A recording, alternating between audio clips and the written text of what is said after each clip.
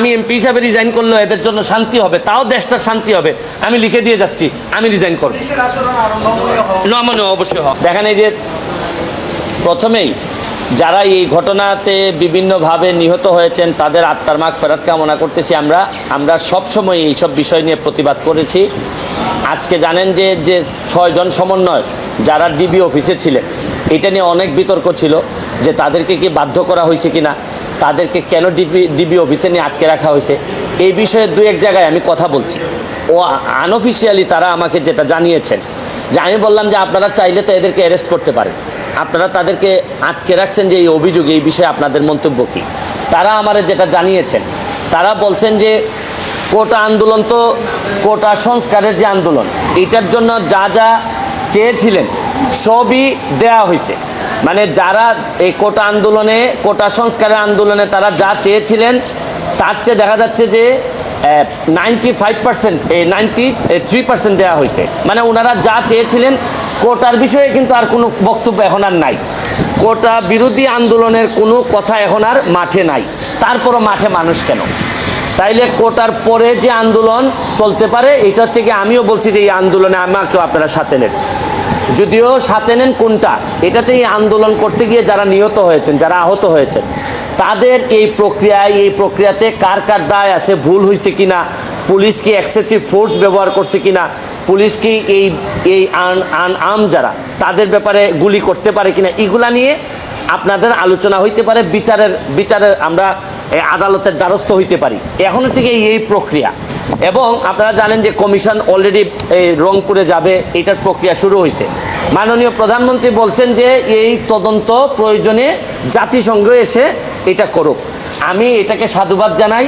এবং আমি আরেকটা কথা বলতে চাই, আপনাদের বিচারের প্রক্রিয়াতে না গিয়ে আপনারা যদি আন্দোলন সংগ্রাম এবং ভাঙচুরে যদি আবার জনসাধারণের শৃঙ্খলা নষ্ট হয় এরকম কাজে যদি জড়িত থাকেন, তাইলে তো রাষ্ট্রের এবং সরকারের এটা রক্ষা করতে গিয়ে আবার শক্ত অবস্থানে যাইতে হবে। এর মানে কি দাঁড়াচ্ছে? আমি স্পষ্ট বলছি যে কোটা সংস্কার আন্দোলনে আমরা একমত। যারা নিহত হয়েছে, আহত হয়েছে, তাদের ব্যাপারে আইনি ব্যবস্থা নিতে আমরা একমত, আমরা সাহায্য করতে চাই। কিন্তু এই আন্দোলনটাকে যদি আপনারা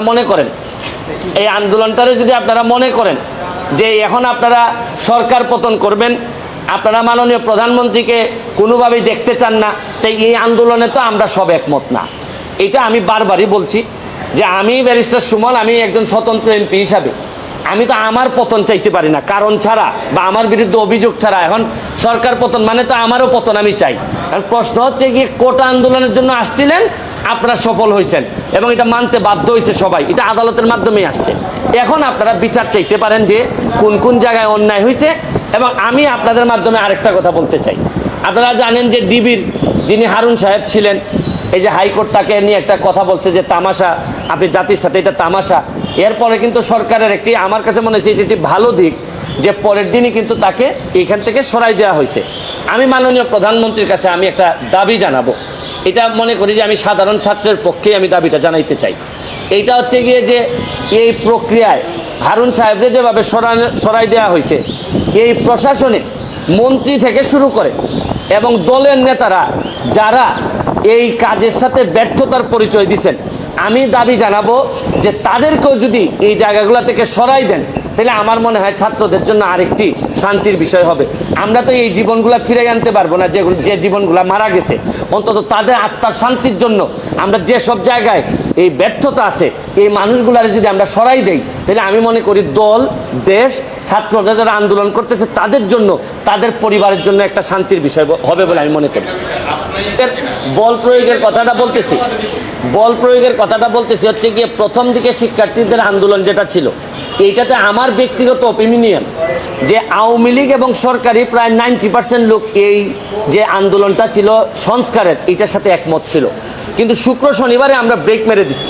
আমরা যারা আওয়ামী লীগের বা বঙ্গবন্ধুর আদর্শরে ধারণ করি বা মুক্তিযুদ্ধের চেতনা, আমরা ব্রেক মারছি হচ্ছে গিয়ে শুক্রবারে।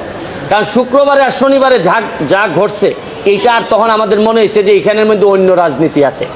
এখন আপনারা যেটা বলতেছেন যে এক্সেসিভ ফোর্স, এর একটা অহিংস আন্দোলন করতেছে, এখনও একটা ভয় রয়েই গেছে যে এদেরকে ব্যবহার করে আবার কোনো এইরকম যদি আন্দোলন বা এইরকম জ্বালাও পোড়াও যদি শুরু হয়, আপনি কি মনে করেন এই গোয়েন্দা সংস্থা অলরেডি একবার ফেল হয়েছে? আমার কাছে মনে হয় যে গোয়েন্দা সংস্থার ব্যর্থতার কারণেই তো শুক্র শনিবারে এই ধরনের ঘটনা ঘটলো। এতগুলা মানুষ জামাত শিবির বা এই ধরনের লোকজন এসে এখানে অ্যাটাক করলো, গোয়েন্দা সংস্থার লোকজন জানে না, এটা তো তাদের একটা ব্যর্থতা। এখানেও তো হাত দিতে হবে যে কেন আপনারা জানলেন না, এটার দায়িত্ব তো সরকারের।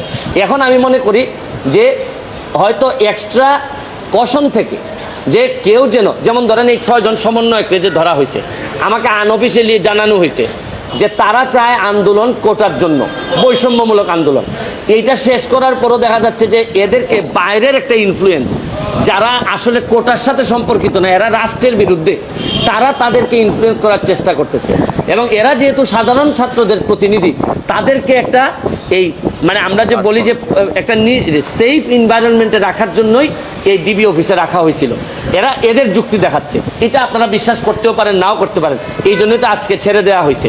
তো ওভারঅল আমি মনে করি এখন যেটা গুরুত্বপূর্ণ, ছাত্রদের পক্ষেও আমি মনে করি যারা যারা ব্যর্থ হয়েছেন এখানে, প্রশাসন বলেন, দল বলেন, নেতৃত্বে মন্ত্রী বলেন, যারাই ব্যর্থ হয়েছেন, আমি মাননীয় প্রধানমন্ত্রীর কাছে আমি দাবি জানাবো তাদেরকে আপাতত এই যারা মারা গেছে তাদের বা তাদের পরিবারের পক্ষে দাঁড়ানোর প্রক্রিয়া হিসেবে আমি মনে করি যে এদেরকে কিছু লোককে আপনারা সরাই দিবেন।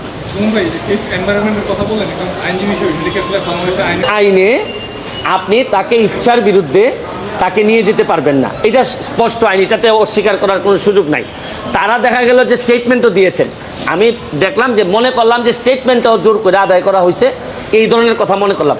আমি প্রথমেই আপনাকে বলি, কাউকে ইচ্ছার বিরুদ্ধে কোনো জায়গায় আপনি আটকে রাখতে পারবেন না, এটা একদম প্লেইন একটা ল।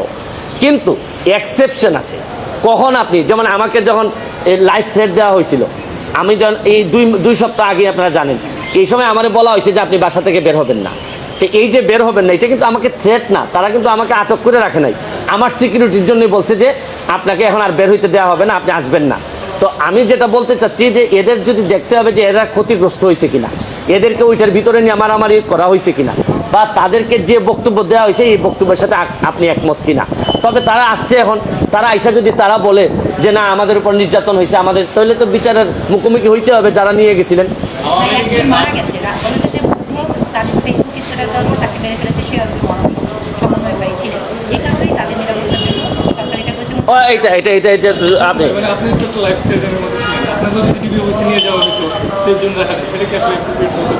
না ওইটা সিচুয়েশনই বলে দিবে আমাকে। যদি শুনেন, প্রশ্ন হচ্ছে গিয়ে যে আপনার সমস্যা আর আমার সমস্যা কোথায় জানেন?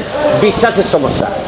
আপনার যদি বিশ্বাস থাকে কোনো সংগঠনের প্রতি, প্রতিষ্ঠানের প্রতি, তা আপনি তো এখানে চা খাইতেও যেতে পারেন। আমি তো যাই ডিবি অফিসে যাই, কিন্তু ডিবি অফিসে চা খাইতে গেলে আমারও মনে হয় মাঝে মধ্যে একটা মানুষের ভয় আছে যে ডিবি অফিসে চা খাইতে গেলে মনে হয় কি না কি করে। আর আমাদের এই ট্রেডিশন আছে, কেউ চা খাইতে দাওয়াত দিলেই মানুষ ভয় পায়, মনে করে যে চা খাইতে দাওয়াত দেয় না জানি কি করে, নিরাপত্তার অভাব।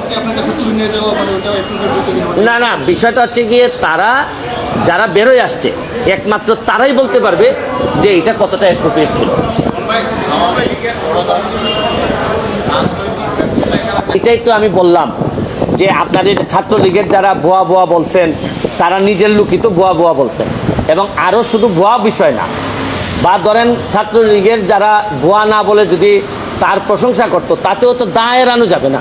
যাদের যাদের দায় আছে, ছাত্রলীগ ভুয়া বলছে এই কারণে যে দায় বাড়ছে তা না, প্রকৃত অর্থে তার যদি এই ব্যর্থতায় কোনো দায় থেকে থাকে বা যাদের আছে, তাদেরকে আমি মাননীয় প্রধানমন্ত্রীকে বলবো এই দেশের স্বার্থে, জনগণের স্বার্থে, এই যারা কোমলমতি ছাত্রদের স্বার্থে, তাদের পরিবারের স্বার্থে, তাদের পরিবারের মানসিক শান্তির স্বার্থে এই কিছু লোককে সরাই দিলে আমার কাছে মনে হয় আন্দোলনটা অনেকাংশে কমে যাবে বলে আমার বিশ্বাস। আর শুধু আন্দোলন কমলেও তো হবে না, এই সরকারকে আরও অনেক পথ পাড়ি দিতে হবে। যাদের মনে কষ্ট পাইছে, এই মনে কষ্টকে আবার ব্যাক করে নিয়ে আসার জন্য একটা লম্বা পথ পাড়ি দিতে হবে।